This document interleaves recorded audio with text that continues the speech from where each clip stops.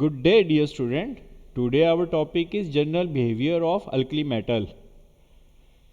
Reducing agent is a substance which can lose electron. कि वो ऐसा substance जो इलेक्ट्रॉन लूज करता है उसको हम reducing agent कहते हैं. और मेटल के अंदर हमने ये पढ़ा हुआ है, अल्कली मेटल के अंदर हमने पढ़ा हुआ है कि इनके आउटरमोस्ट शेल में एक इलेक्ट्रॉन होता है और हमेशा ये इलेक्ट्रॉन किसी को देते हैं. अब इसी प्रोस्पेक्ट्स के अंदर सभी चीज़ों को हम देखते जाएंगे.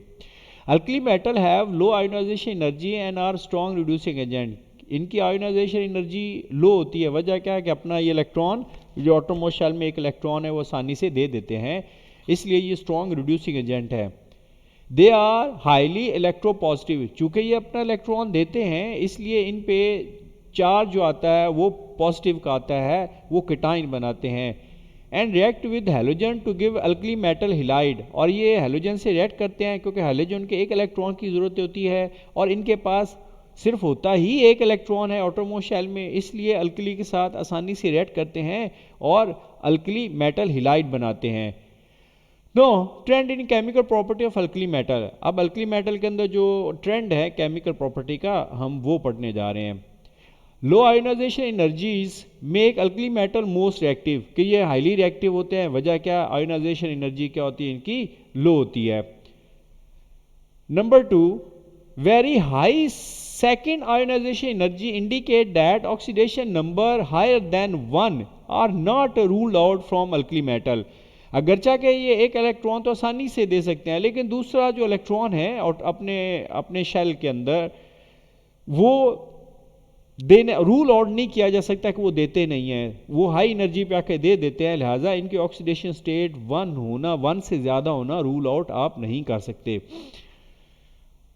Cation of alkali metals have low charge. इनका चार्ज क्या होता है, लो है. वजह क्या है कि अपने आउटरमोस्ट शेल में इलेक्ट्रॉन आसानी से दे सकते हैं, लिहाजा इनके ऊपर जो केटाइन है उसकी जो एनर्जी जो ओवरऑल जो है ना वो लो चार्ज होता है.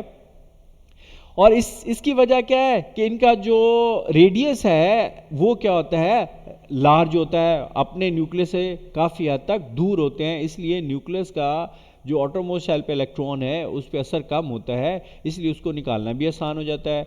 चूँकि उसका ऊपर कम होता है असर न्यूक्लियस का, तो इनकी जो लेटेस्ट एनर्जी है सॉल्ट की वो भी क्या होती है, वेरी लो है. यानी सॉल्ट बड़ा मजबूत नहीं है, यानी उसको डिसोसिएट करना बड़ा मुश्किल नहीं है, वो आसानी से हो जाता है. जैसे आगे चल के हम देखते हैं.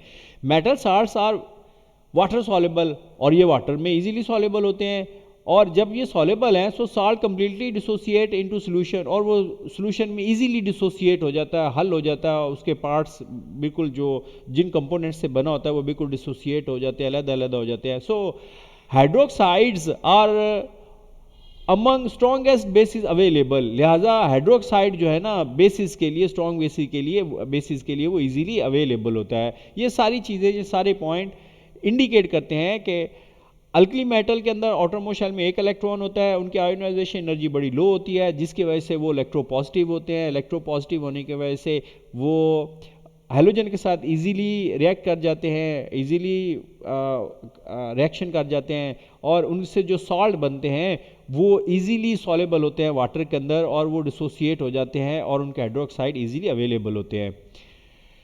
Number 4, they react with the oxygen and surface is tarnished due to formation of oxide. कि ये easily इनकी जो surface है, चूँकि ये soft metal होते हैं ज़्यादातर हैं, और ये जो है ना ऑक्सीजन से इनकी surface जैसे काटी जाए तो surface जो है ना ऑक्सीजन जो एटमॉस्फेयर की होती है वो उनसे रिएक्ट कर जाती है, और वो क्या बनाते हैं, उसके ऑक्साइड बना लेते हैं. जैसे लिथियम ऑक्सीजन से मिलेगा तो लिथियम ऑक्साइड बनेगा. नंबर नेक्स्ट, उसके बाद है कि लिथियम ऑक्साइड जब बनता है तो अगर उसको कार्बन डाइऑक्साइड ट्रीट किया जाए तो वो क्या बनाता है, लिथियम कार्बोनेट बनाता है. और लिथियम कार्बोनेट ये एक मेडिसिन बनती है. लिथियम कार्बोनेट ये एक कार्बोनेट मेडिसिन है, और ये मेडिसिन है ये जो टेंशन के मरीज होते हैं वो खाते हैं और अपने आप को सूद करते हैं. सादा लफ्ज़ों में ये वरी फ्री करने के लिए एक मेडिसिन है. Sodium in excess oxygen form pale yellow sodium पर ऑक्साइड, और ये पेल येलो सोडियम पर ऑक्साइड बनाता है जब सोडियम को ऑक्सीजन से रिएक्ट करवाया जाता है। इसी तरह potassium also form, not from, form super oxide, और ये सुपर ऑक्साइड बनाते हैं, जैसे पोटाशियम सुपर ऑक्साइड बना, और ये भी एक मेडिसिन है जो कार्बन डाइऑक्साइड का ऑब्जॉर्बर के तौर पे काम करती है। ये जितने वेंटिलेटर पे मरीज़ होते हैं, जब वो सांस लेते हो कार्बन डाइऑक्साइड छोड़ते हैं, तो वह वेंटिलेटर के अंदर इस तरह के कंपाउंड रख दिए जाते हैं ताकि वो जो छोड़ी गई पेशेंट से कार्बन डाइऑक्साइड है वो ऑब्जॉर्व कर लेते हैं।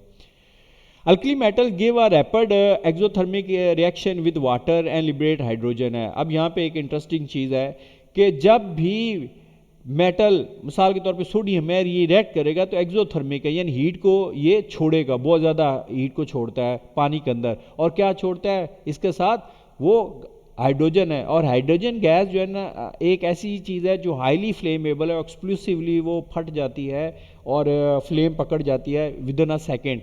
इसी तरह जब हम सोडियम को पानी के अंदर फेंकेंगे तो वो फौरन फ्लेम पकड़ जाएगा, आग पकड़ जाएगा। इसी तरह पुराने वक्तों में मेले ठेलों में हम देखते थे कि कोई पुराना बाबा आता था जादू करने के लिए और वो पानी में आग लगा देता था। होता क्या था, वो पानी के अंदर सोडियम को फेंकता था जिससे पानी को आग लग जाती थी। इसी की बना पे वो अपने ऑडियंस के अंदर एक अच्छी एप्रिसिएशन लेता था और अच्छे खासे वो नजरो नियायत भी हासिल करता था। लेकिन ये एक साइंटिफिक फैक्ट था।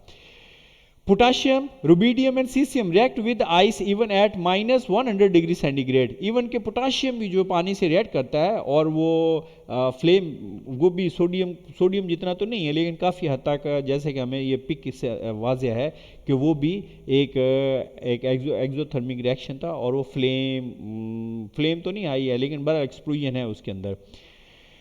Alkali metal form ionic hydride with hydrogen, और हाइड्रोजन से मिलके क्या बनाते हैं, आयनिक हाइड्राइड बनाते हैं।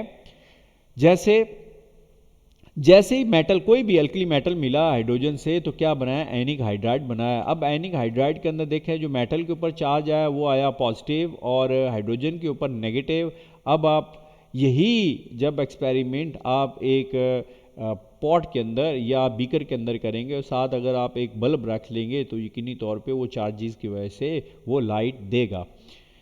Lithium and sodium hydrides are a source of hydrogen, और ये कमर्शियली बनाने के लिए हाइड्रोजन और लेबोरेटरी के लिए आप लिथियम और सोडियम के हाइड्राइड को पानी के अंदर डिजोल्व करके हाइड्रोजन गैस बना सकते हैं, साथ लिथियम हाइड्रोक्साइड बनेगा। Only lithium can form nitrides and carbide है। जैसे लिथियम से नाइट्रोजन से मिला तो लिथियम नाइट्राइड बना, और कार्बन से मिला तो लिथियम कार्बाइड बनाया। Alkali metals react easily with halogen to give halides. जैसे हमने ऊपर पढ़ा, जैसे हम जानते हैं कि ये सोडियम अल्कली मेटल है और क्लोरीन जो है ना वो हैलोजन है, और ये जब भी रिएक्ट करेंगे सोडियम क्लोराइड बनाएगा। इसी तरह बाकी जो मेटल है अल्कली मेटल के, वो भी हैलोजन से मिलके उनके हैलाइड्स बनाते हैं। Molten sulphur give sulphide when treated with alkali metal, कि मोल्टन सल्फर भी वो हैलाइड बनाती है। Okay, thanks for watching and please subscribe the channel.